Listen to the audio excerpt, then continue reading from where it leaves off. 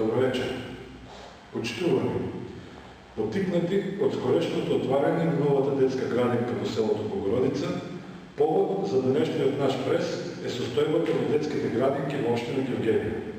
Най-първо на жителите на населеното место Богородица им го честитаме пощайната го употреба на новата детска градинка Малото Штръкче.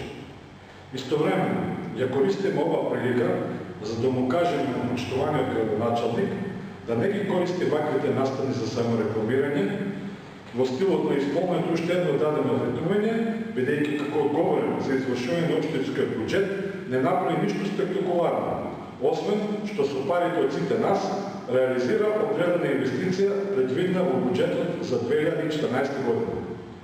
Ние, како одговорна опозиција од СДСМ, вечерва сакаме да проговориме за некои актуелни состојби во детските градинки во општина Гевгелија. Господо од власта, јавно го прашуваме, дали знаете во каква состојба се наоѓаат градинките во нашиот град? Па нели треба да водиме грижа за дечињата? Нели тие се нашата иднина? Нели тие го заслужуваат најдоброто? Но да почнеме поред. Во централната детска градинка, Детска радост, нема никакви градежни активности за обнова на надворешната фасада, иако тоа се најавуваше од подобно. На надворешната фасада може да се видат одрони, влага, коли зидови, со еден збор се, само нели, како што и доликува на градинката со најмногу деца.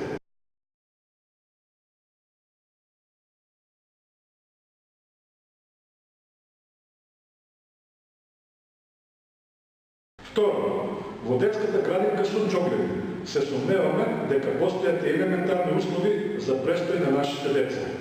Натрешните зидови се потечени, мириса на влага и при секој помал дожд сликата се влошува. А згора на се, неодамна беа потрошени 3 милиони денари за санација на покривот, но очигледно не се санирало ништо.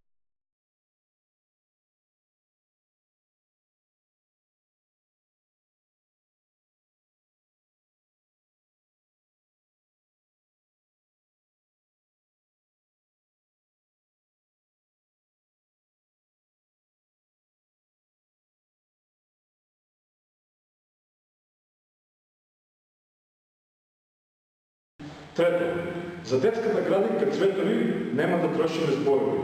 Доволно е да се погледне дворот и всеки ви стане јасно. Уништени детски играчки, скршени купи, запустен двор, нешто што не доликува на место каде најмилите треба да се играат и воспитуваат.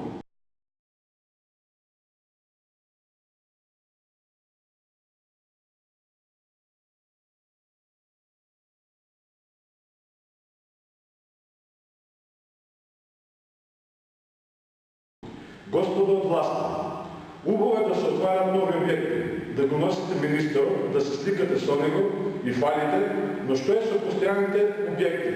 Треба да пропаѓаат или пак не се во вашата агенда? Не беа ни.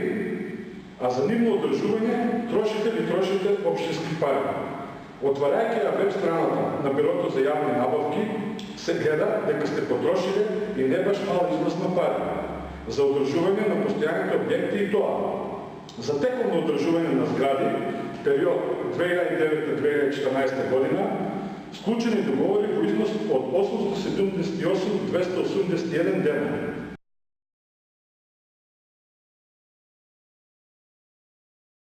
За материјал за разни поправки, период 2009-2014 година, склучени договори во износ од 1 411 987 дена.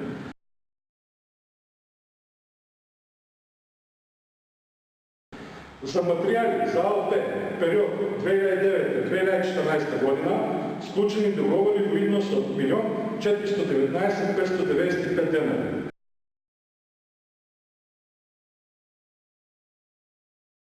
За поправки и одржување на друга опрема за истиот период, склучени договори во износ од 624 409 дена.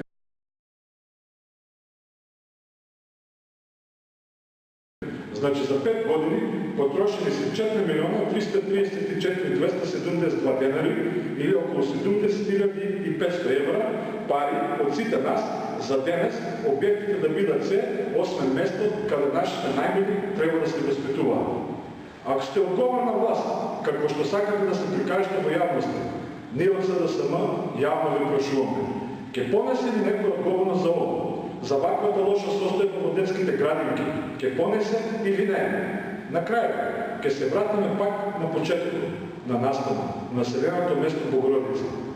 Почитуван градоначалник, бидејќи вашиот мандат го терате на база ветено сторено, јавно ќе ве прашуваме кога ќе заврши асфалтирањето на главната улица во Богородица.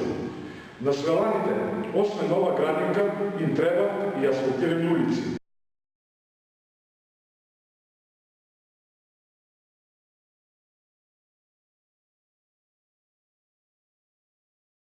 Па не ги инветивте, или тоа беше само во функција на изборите во март 2014.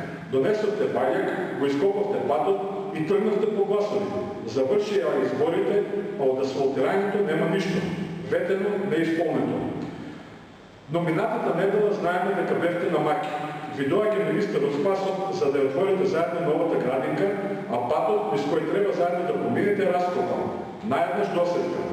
Повторно се поставува вајакот до раскопаните дупки, демек ке се поправува патот, но се попусто. Се оди министерот, утредента, се оди и вајакот. Ако не знаете каде е, ние ќе ви кажеме. На Водно, Скопско. Таму се изведуваат градежни работи. Во моровската елита граде елитни комплекси. Владата на ДПМН е во градежна офанзива. Панели треба да се остварува. Надградова 24/7. Сосема за на крај, ја користим оваа прилика да им сообщиме на жителите на Богородица дека на нашата веб страна СДСМ Гевгелија денес објавуваме слика на вајакот кој требаше да ја асфалтира нивната улица, за да може да си го одржат памтењето до некој наредно доаѓање на министерот во нивното населено место. Благодарам.